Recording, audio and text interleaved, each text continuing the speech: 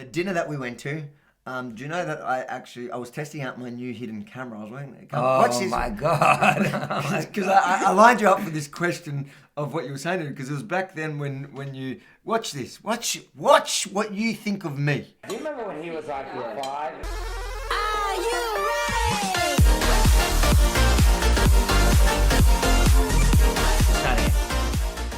Can you stop making noise in my studio? Absolutely not. In your comfortable studio, I will not make any more noise, I promise. No matter how comfortable the chairs are. He's complaining. He's been here for 20 seconds and he's complaining about the shit. Meet my brother. What are we calling you? Yunky, Jacob, Jack? What do we... I remember these are all If you names were you a know. chick, I would say whatever floats your boat. But since you're not, we'll say Jacob. Are you assuming I don't identify? This is another conversation. This is my brother. What are we going? I reckon Yunky. Let's do it, Yunky. Yunky is what we called them as kids. Now, for many of you out there, you may not know. My surname Yemini is actually, that's my mother's name. I took my mother's name. But I grew up as a Waks. I'm one of 17 children. I've got 10 brothers. Yunky. 10 brothers, yeah. 10 brothers. What number are you? I am 6 from the top. You're number 6. I'm the beginning of the middle kid syndrome. I'm number 10.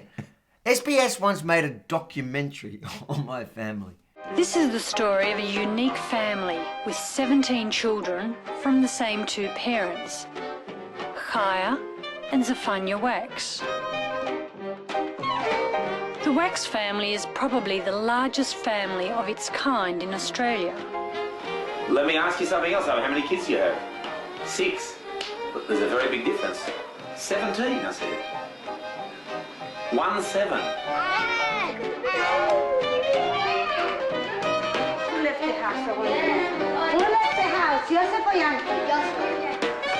Welcome to the Waks house.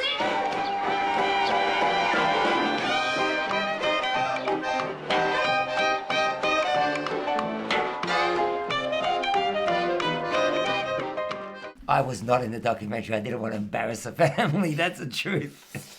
I was in there for about 20 seconds, but let's not talk about that. Yes, about 20 seconds longer 20 than seconds me. for $1. I was in there smoking. I'm double my weight, and I'm in there smoking some sort of cigarette pipe. I must have been 14 years old. I was 108 kilos. Don't ask me how I remember that. You look like one of those guys on Stissel in there. Yeah, with a hat on and a vest and shit. Oh. So Yunky here, he has come back he lives in the United States. And not too long ago, you came back on hotel quarantine. Not in Melbourne. No, I was in Sydney. So you couldn't stump a security guard. Oh, I tried to. Didn't work in Sydney. Yeah, the nurses were cute there.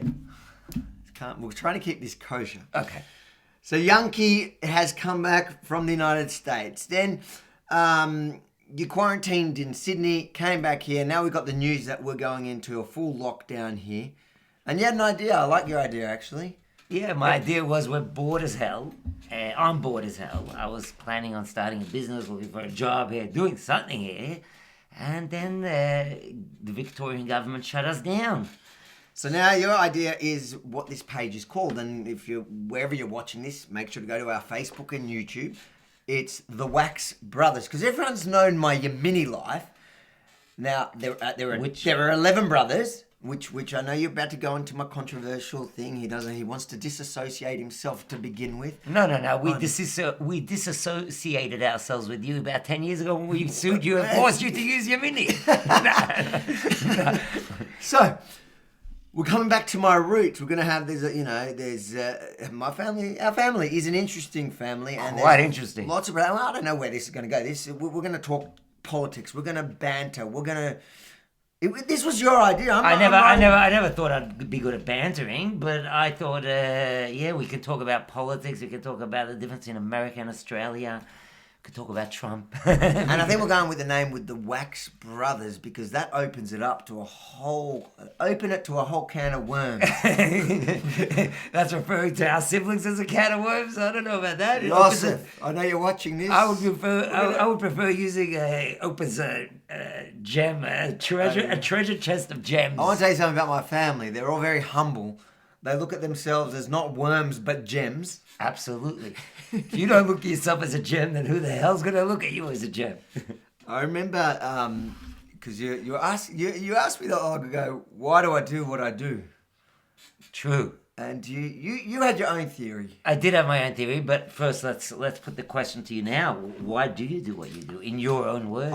I fell into it. You remember, I had the gyms, and I started talking about Israel. This is my professional narrative. That's and that makes sense. I believe everyone falls into what they're doing. I fell into it. But how come I didn't fall into it? Listen, it was a 1 in 17 odd, and it fell on me. No, there's two Waxes that are on social media, Joseph. And I don't think he's going to want you to announce it. Guys, go see Joseph Wax, troll him.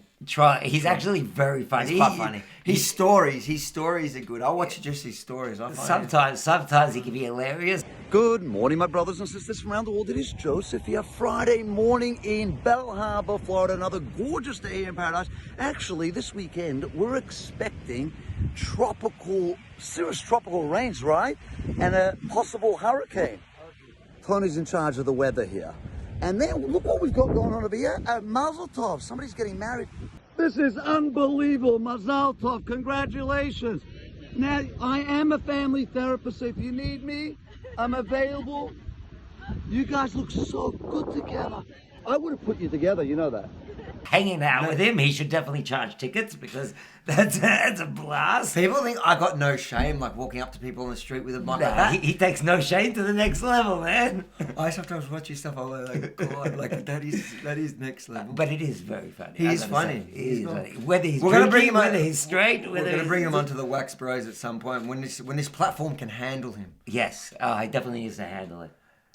So your theory the other day was to me, you said...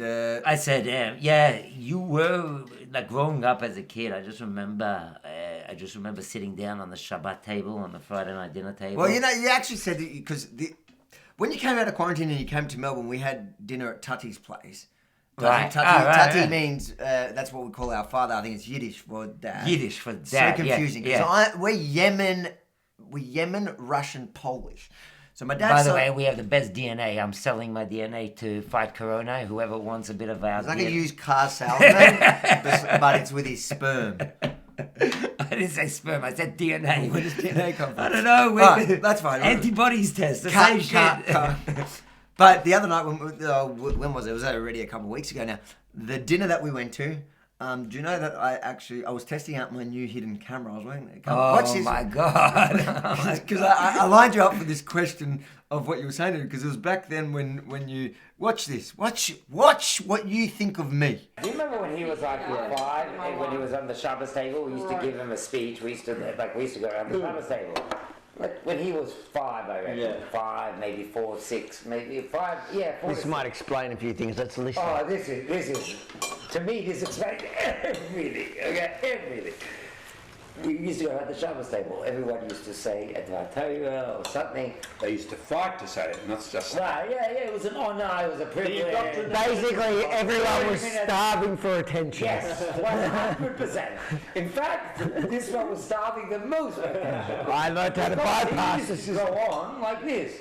He used to go on like this. Like we were all, like Shema used to say, Advar Torah, everyone said their piece. And then this guy went on. Oh, and he raced in the dream, and he raced. I don't know, he's talking. Smack.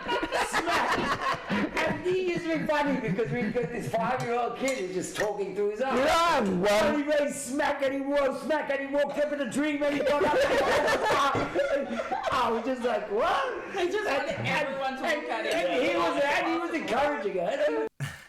I've got another 2 hours of that to watch it.